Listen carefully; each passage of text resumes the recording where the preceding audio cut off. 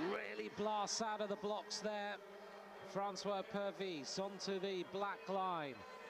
Already looking quick as he accelerates down the back straight. Has he got the speed to go top of the leaderboard through the 250?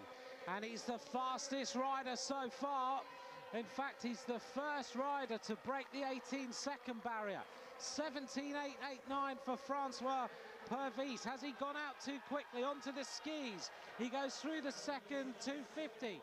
31.063. He's by far the quickest rider on the track so far.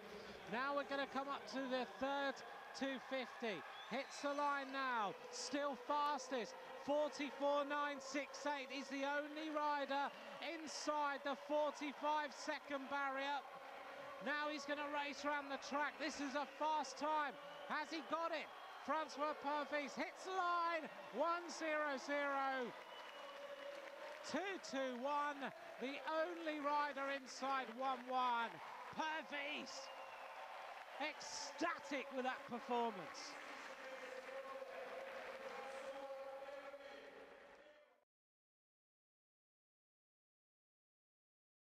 Which team's going to take it?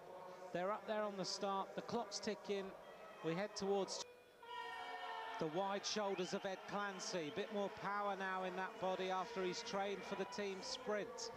He was going to ride the team sprint at the World Championships, but it was decided he just wasn't making the mark, so he turns back so quickly. Such is the ability of Ed Clancy. Straight back into the team pursuit squad. And let's see what the opening kilo is. Great Britain in qualification, 1:4.194. The Australians look rapid with 1:4.099. It's going to be right down to the wire in this one. You think of these two teams, close now. Both teams have got 4 riders left. It's all about the second half. Australia leads by nearly a second now. They lose a rider, so Australia down to 3. Great Britain still with 4. That will tell a little bit as they go down the back straight now. Who's going to take this one? It's still so to the southern hemisphere, to Australia, as Great Britain try to bring them back. But it looks like a rapid ride. Australia going for the finish. They hit the line. Look at that. 3:56.751 for Australia. 4:00.967 for Great Britain. The Australians absolutely smashed it.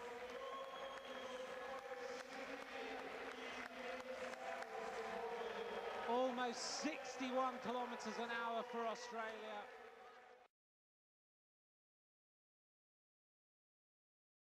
Davison, there's a Polish rider in the red and white. That is Adrian Teklinski.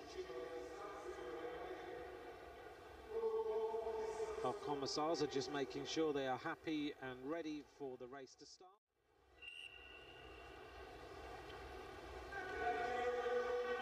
I sometimes wonder how they manage to stand in the middle of the track like this. They've always got their blazers and ties on and it's 28 degrees. But I guess that's part of the being a commissar. You've got to stand there in the uniform.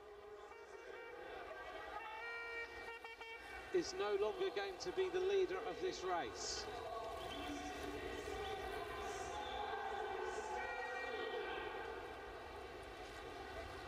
All right, at the front now, as you can see, is a German rider going on. Starting to happen. Martin Irvine stretches his legs again.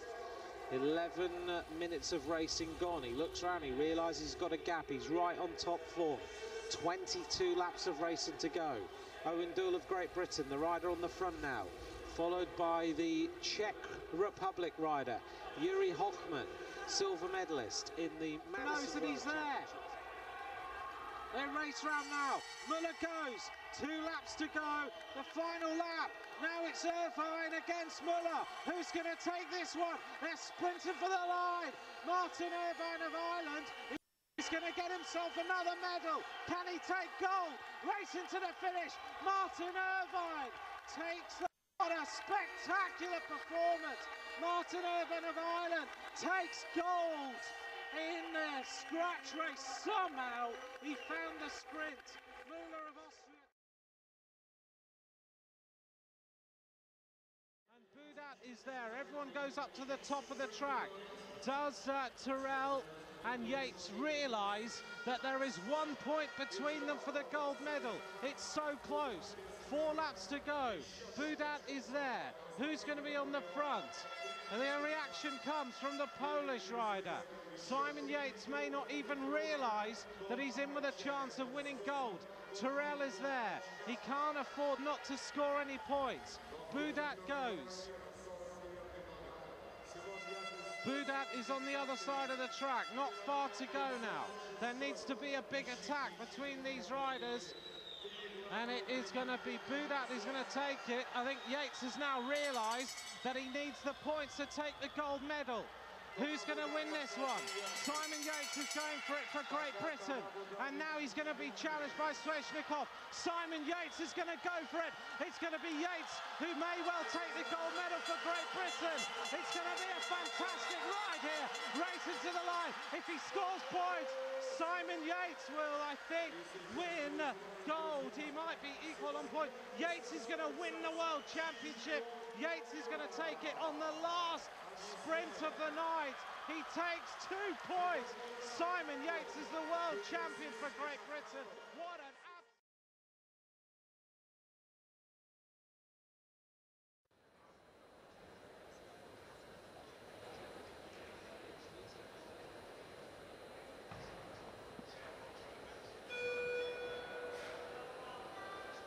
New Zealand on the left, Germany on the right. Here we go. Oh, straight out of the blocks there. And the New Zealanders really powering away. Germany are so drilled at this, and New Zealand looking a little bit more ragged than the Germans, just going off a little bit too quick through the first 250. Germany, though, are still ahead. 17.323. The New Zealanders not quite on the wheel. That's going to really hurt in the final 250.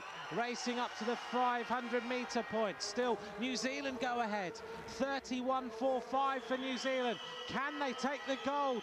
Racing round the track, the final 250. Is it going to be New Zealand? Is it going to be Germany? Oh, so close on the line. It is a gold medal for Germany. 43.495. Germany take it just ahead of New Zealand.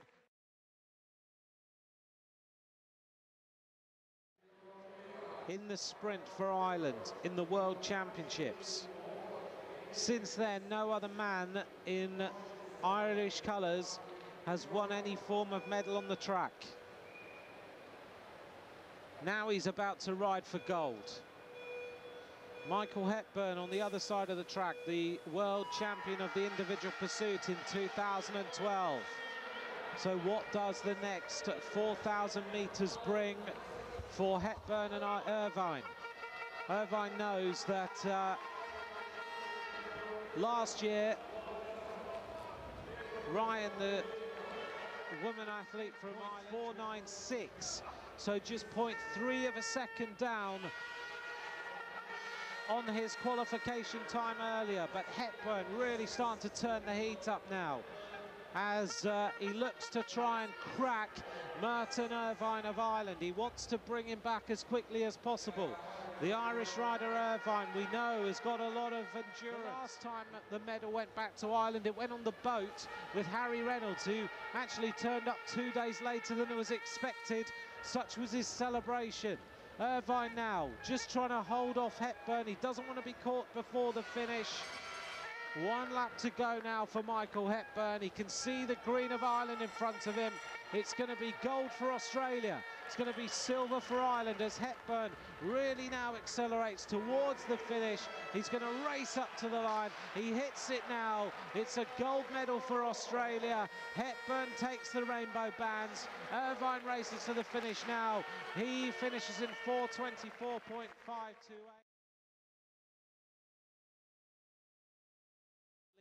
followed by Kenny, who hangs back a little bit. Buckley there. Kenny doesn't seem to be getting his tactics right today. He seems to be boxed in most of the time. He's getting pushed out of the way. Now there's a bit of a move going on as Taylor lets Buckley go to the front. Can Buckley actually surprise everybody? Kenny's looking to do what Chris Hoy does, and that is go to the front and just lead out all the way through. 2 laps to go. It's Levy at the front. Kenny looking around. Leaves a little bit of a gap now. He wants to let someone come across and close the gap on Levy. They're really going to have to go for it now as they race round. Who's going to take this one? Racing to the finish, and it's Jason Kenny of Great Britain, who is the world champion. He takes the title. Well, I was saying he didn't have the tactics right. He just laid back, let them go for it, and then the acceleration happened. Jason Kenny gives Great Britain 2 world titles.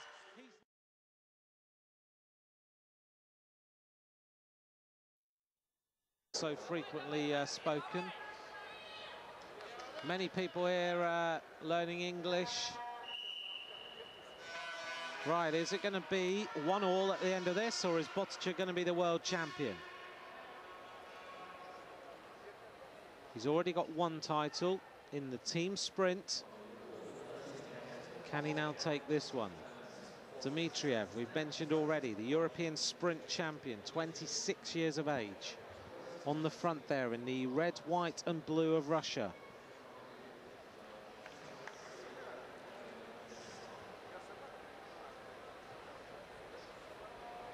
Tense moments then for the Russian man. He's got to work this one out to bring home the possibility of a gold medal. The pace starting to increase a little. Dmitriev on the front. Now he's going to accelerate a little bit more. He didn't quite get it right last time. Botticher is just watching him. And now he's onto the slipstream. Botticher uses the banking. The crowd are going pretty wild in here. Dmitriev now turns on the gas. Botticher gets into the slipstream. Now he's going to hunt him down around the last couple of turns. Oh, they're so close to each other. Who's going to get it? Oh, I don't know. It's a photograph between those 2 riders. Has Botticher taken it? He takes the world title.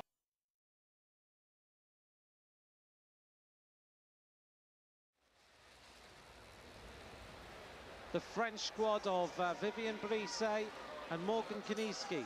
Kiniski, the bronze medalist in the scratch and the points race in the 2011 World Championships. He was also the world champion of the scratch race in 2009. That was a shot of Vivian Brisset there. 4 laps to go. Some teams have hardly even figured in this race. 2 spectacular crashes. Now Spain are going to go for it. They do need the points to get the silver medal. A big attack now at the front from the Spanish squad, Mintner and Torres. 2 laps to go, being tracked by Italy. Italy have 10 points, but they're 1 lap down. Germany have 12 points. They want to beat Spain to secure the silver medal. So it's going to lose. France, though, as long as they finish here, will be the world champions. Oh, Germany almost hitting the wheel. The Italians going through. Spain racing hard, going for the finish line. They will score the 5, so they will get the silver medal. Germany also up there. He puts 2 fingers up. Is that my 2nd place? I think it is. But France are the world champions. What a perfect race from them. They can't believe it. Pretty emotional. They've had a great World Championships. France are the world champions. Vivian Brisset, Morgan Kiniski.